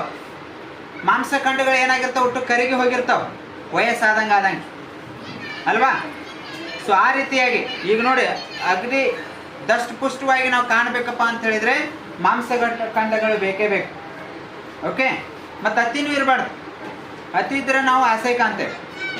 ಎಷ್ಟು ಬೇಕಷ್ಟೇ, ನಮ್ಮ ಹೈಟಿಗೆ ತಕ್ಕ ಹಾಗೆ, ನಮ್ಮ ವಯಸ್ಸಿಗೆ ತಕ್ಕ ಹಾಗೆ ನಮ್ಮ ದೇಹದಲ್ಲಿ ಮಾಂಸಖಂಡಗಳನ್ನು ನಾವೇನೈತಿ ಅದನ್ನು ಉಳಿಸ್ಕೋಬೇಕು. ಅತಿ ಆದರೆ ಸರಿಯಲ್ಲ. ನೆಕ್ಸ್ಟ್, ಆರೋಗ್ಯವಂತ ಮಾನವರು ಪ್ರತಿ ನಿಮಿಷಕ್ಕೆ ನಡೆಸುವ ಉಸಿರಾಟ. ಆರೋಗ್ಯವಾಗಿರುವಂತಹ ಮನುಷ್ಯರು 1 ನಿಮಿಷಕ್ಕೆ ಎಷ್ಟು ಸರಿ ಉಸಿರಾಟ ಮಾಡ್ತಾರ? ನೀವು ಮೊನ್ನೆ ಉಸಿರಾಟ ಮಾಡಿ ಚೆಕ್ ಮಾಡ್ರಿ ಅಂತ ನಾ ಹೇಳಿದ್ದಕ್ಕೆ ಯಾರೋ 70-80 ಅಂತ ಹೇಳಿದ್ರಿ. ಹಿಂಗೆ ಮಾಡಿದ್ರಿ ನೀವು? ಹಂಗನ? ಹಾಂ, ಹಂಗೆ ಉಸಿರಾಟ ಮಾಡ್ತೀವಿ ನಾವು ಪ್ರತಿ ಕ್ಷಣ? ಇಲ್ಲ ನೋಡಿ, ನಮಗೆ ಗೊತ್ತಾಗೋದಿಲ್ಲ ಎಷ್ಟು ಮಾಡ್ತೀವಿ ನಾವು. ಕೇವಲ 15ರಿಂದ 18 ಸರಿ ಅಷ್ಟೇ ಉಸಿರು ತಗೊಳ್ಳೋದು ಬಿಡೋದು ಮಾಡ್ತೀವಿ ನಾವು. ಆದರೆ ಹಾರ್ಟ್ ಬಡ್ಕೊಳ್ಳೋದು ಎಷ್ಟು? 70 ಸರಿ ಬಡ್ಕೊಳ್ತದೆ. ಅಂದರೆ ಹಾರ್ಟ್ ನಾವು ಎಷ್ಟು 1 ಸಾರಿ ಉಸಿರು ತೊಗೊಂಡಿರ್ತೀವಲ್ಲ ಅಷ್ಟು ಆಮ್ಲಜನಕವನ್ನು ಹಾರ್ಟ್ ಒಮ್ಮೆ ತೊಗೊಂಡು ಎಲ್ಲರಿಗೂ ಕಳಿಸೋದಿಲ್ಲ ಅದು. ಅಲ್ಲಿ ಉಳಿತೈತೆ ನೆಟ್, ಹೌದಿಲ್ಲ? ಒಂದು ಗೂಡ್ಸ್ ಗಾಡಿಯಲ್ಲಿ ಒಂದು 100 ಚೀಲ ನಾ ತಂದಿಟ್ಟಿದ್ದೀನಿ ಅಂತ ಹೇಳಿದ್ರೆ 100 ಚೀಲ ಒಮ್ಮೆ ಹೇರ್ಕೊಂಡು ಹೋಗ್ತದೆ ಗಾಡಿ ಅದು. ಒಮ್ಮೆ ಒಂದು 40, ಒಮ್ಮೆ ಒಂದು 40, ಒಮ್ಮೆ ಒಂದು 20 ತೊಗೊಂಡು ಹೋಗ್ತದೆ ಅದು. ಅದ್ರ ಕೆಪಾಸಿಟಿ ಎಷ್ಟೈತಿ ಅಷ್ಟು ಹೋಗ್ತದೆ, ಹೌದಿಲ್ಲ? ಸೊ ನಮ್ಮ ದೇಹಕ್ಕೆ ಈ ಶ್ವಾಸಕೋಶಗಳು ಏನು ಮಾಡ್ತಾವ ಅಂತ ಹೇಳಿದ್ರೆ ಹೆಚ್ಚಿಗೆ ಕಳಿಸ್ತಾವೆ. ಆದ್ರೆ ಅಲ್ಲಿ ಕಳಿಸುವಂಥ ಕೆಲಸ ಹಾರ್ಟ್ ಏನು ಮಾಡ್ತದ? ಸ್ಲೋ ಆಗಿ ಮಾಡ್ತಾ ಇರ್ತದೆ. ಅಂದರೆ ಕಳಿಸ್ತದೆ, ಸ್ಲೋ ಅಲ್ಲ, ಸ್ಪೀಡೇ ಕಳಿಸ್ತಾ ಇರ್ತದೆ. ಹಾಂ, ಇಲ್ಲಿ ಏನು ಶ್ವಾಸಕೋಶ 15ರಿಂದ 18 ಸಲ ಅಷ್ಟು ಪಡ್ಕೊಳ್ತದ, ಉಸಿರು ತಗೊಳ್ತದ. ಆದ್ರೆ ಹಾರ್ಟ್ 70 ಸರಿ ಕಳಿಸ್ತಾ ಇರ್ತದ, ಹೌದಿಲ್ಲ? ಹಾಂ, ನೆಕ್ಸ್ಟ್ ಟೈಮ್ ಎಷ್ಟಾಯ್ತು? 3 ಆಯ್ತು, ಕರೆಕ್ಟ್. ಹಾಂ, ಶ್ವಾಸಕೋಶಗಳ ನಡುವೆ ಸ್ವಲ್ಪ ಎಡಭಾಗದಲ್ಲಿರುವ ಅಂಗ ಯಾವುದು? ಹಾರ್ಟ್. ನೆಕ್ಸ್ಟ್, ಶುದ್ಧ ಮತ್ತು ಅಶುದ್ಧ ರಕ್ತವು ಯಾವುದರ ಮೂಲಕ ಹೃದಯವನ್ನು ಸೇರುತ್ತದೆ? ಹಾ, ಆಗಲೇ ಹೇಳಿದ್ನಲ್ಲ, ಶುದ್ಧ ಮತ್ತು ಅಶುದ್ಧ. ಆಮ್ಲಜನಕ ತುಂಬಿದಂಥದ್ದು, ಇಂಗಾಲ ಡೈಆಕ್ಸೈಡ್ ತುಂಬಿದಂಥ ಎರಡು ಏನೋ ಯಾವುದ್ರ ಮೂಲಕ ಹೊರಗೆ ಹೋಗ್ತಾವು? ಹೊರಗೆ ಹಾರ್ಟ್. ಎಸ್, ಹಾರ್ಟ್ ಮುಖಾಂತರ, ಅಂದ್ರೆ ರಕ್ತನಾಳಗಳ ಮೂಲಕ ಅವು ಎಲ್ಲ ಒಳಗೆ ಹೋಗ್ತಾ ಇರ್ತಾವೆ. ಬಾಯಿಯ ಭಾಗ ಯಾವುದು? ಬಾಯಿಯಲ್ಲಿರುವಂಥ ಭಾಗ ನಾಲಿಗೆ 1, ಹಲ್ಲುಗಳು 2, ಹಲ್ಲಿನ ಸಟ್ಟು, ಓಕೆ, ಮತ್ತು ನಾಲಿಗೆ, ಇವು ಬಾಯಿಯ ಅಂಗಗಳು ಅಲ್ವಾ? ನೆಕ್ಸ್ಟ್, ನಾಲಿಗೆ ಕೆಲಸ ಏನಪ್ಪ? ಎಸ್, ಆಹಾರವನ್ನ ಏನು ಮಾಡ್ತದೆ? ಅದನ್ನ ಅಗಿಯಲು, ಆಹಾರವನ್ನು ಅಗಿಯಲು ಹಲ್ಲುಗಳಿಗೆ ಸಹಾಯ ಮಾಡ್ತದೆ. ನಾಲಿಗೆ ಹಲ್ಲುಗಳಿಗೆ ಸಹಾಯ ಮಾಡ್ತದೆ. ಈ ಕಡೆಯಿಂದ ಆ ಕಡೆ, ಆ ಕಡೆಯಿಂದ ಈ ಕಡೆ ಹೊಳಸಾಡ್ತಿರ್ತದೆ ಹೊಳೆ. ನೆಕ್ಸ್ಟ್, ಆಹಾರವನ್ನು ಅಗಿದು ಸಣ್ಣ ಕಣಗಳಾಗಿ ಮಾಡಲು ಬಾಯಿಯ ಈ ಭಾಗ ಸಹಾಯ ಮಾಡುತ್ತದೆ. ಹಲ್ಲುಗಳು. ನಾವು ಯಾವುದೋ ಬಿರುಸಾದಂಥ ಆಹಾರ ಕಳಿಸಿದ್ವಿ ಅಂತ ಹೇಳಿದ್ರೆ ಅದೇನಾಗ್ತದ? ಸಣ್ಣ ಮಾಡುವಂಥ ಕೆಲಸ ಹಲ್ಲೇ ಮಾಡ್ತದ, ಹೌದಾ? ಹೊಳೆ, ಮೂತ್ರಪಿಂಡಗಳು ರಕ್ತವನ್ನು ಸೋಸಿ ದೇಹಕ್ಕೆ ಬೇಡವಾದ ವಸ್ತುಗಳನ್ನು ನೀರಿನೊಡನೆ ಹೊರ ಹಾಕುವುದು ಏನಂತಾರ? ಮೂತ್ರ ಅಂತಾರ, ಓಕೆ, ಯೂರಿನ್. ನೆಕ್ಸ್ಟ್, ಮೂತ್ರವು ಮೂತ್ರನಾಳದ ಮೂಲಕ ಯಾವುದನ್ನು ಸೇರುತ್ತದೆ? ಮೂತ್ರಪಿಂಡದಲ್ಲಿ ವೇಸ್ಟೇಜು ಸಂಗ್ರಹ ಆದಾಗ ಅದು ಮೂತ್ರನಾಳದ ಮೂಲಕ ಮೂತ್ರಕೋಶವನ್ನು ಸೇರುತ್ತದೆ. ಆ ಮೂತ್ರಕೋಶವ ಸೇರುವಂತಹ ಲಿಕ್ವಿಡ್ಗೆ ನಾವು ಏನಂತ ಕರಿತೇವೆ? ಮೂತ್ರ ಅಂತ ಕರಿತೇವೆ, ಯೂರಿನ್ ಅಂತ ಕರಿತೇವೆ ಅಲ್ವಾ? ಎಸ್. ನೆಕ್ಸ್ಟ್, ಮೂತ್ರ ದೇಹದಿಂದ ಹೊರ ಹಾಕುವುದು ಮೂತ್ರದ್ವಾರ. ನಮ್ಮ ದೇಹದಲ್ಲಿ ಸಣ್ಣ ಕರಳು ಡ್ಯಾಶ್ ಆಗಿ ಸುತ್ತಿಕೊಂಡಿರುತ್ತದೆ, ಸುರುಳಿಯಾಗಿ ಸುತ್ತಿಕೊಂಡಿರುತ್ತದೆ. ಓಕೆ, 4 ಮೀಟರ್ ಇರ್ತದೆ, ಅದು ಸುತ್ತಿಕೊಂಡು ಇರ್ತದೆ. ಎಸ್. ಸೊ ಇಲ್ಲಿಗೆ ಇನ್ನೊಂದು 10-15 ಪಾಯಿಂಟ್ಸ್ ಅದಾವು. ಅವನ್ನ ನೀವು ಏನೈತಿ ಚೆನ್ನಾಗಿ ಓದ್ಕೊಳ್ರಿ. ಮತ್ತೆ ಟೈಮ್ ಸಿಕ್ಕಾಗ ನಾವೇನು ಮಾಡೋಣ, ಅವನ್ನ ಸ್ವಲ್ಪ ಓದ್ಕೊಳ್ಳಿ. ಸೇಮ್ ಅವನೇ ರಿಪೀಟ್ ಅದಾವ. ಇವೇ 4ರ ಮೇಲೆ ಅದಾವ: ಉಸಿರಾಟ ಕ್ರಿಯೆ, ರಕ್ತ ಪರಿಚಲನೆ, ಜೀರ್ಣಕ್ರಿಯೆ ಮತ್ತು ವಿಸರ್ಜನಾಂಗ ಏನಿದೆಯಲ್ಲ ಅದರ ಮೇಲೇನೆ ಇನ್ನೊಂದು 10-12 ಪಾಯಿಂಟ್ಸ್ ಅಲ್ಲಿ ಕೇಳಿದ್ದಾರೆ. ಅವನ್ನೇನು ಮಾಡ್ರಿ, ಓದ್ಕೋರಿ. ಓಕೆ. ಸೊ ಈಗ ಇಲ್ಲಿಗೆ ನಾವು ಈ ಒಂದು ಕ್ಲಾಸನ್ನು ಮುಗಿಸ್ತೇವೆ.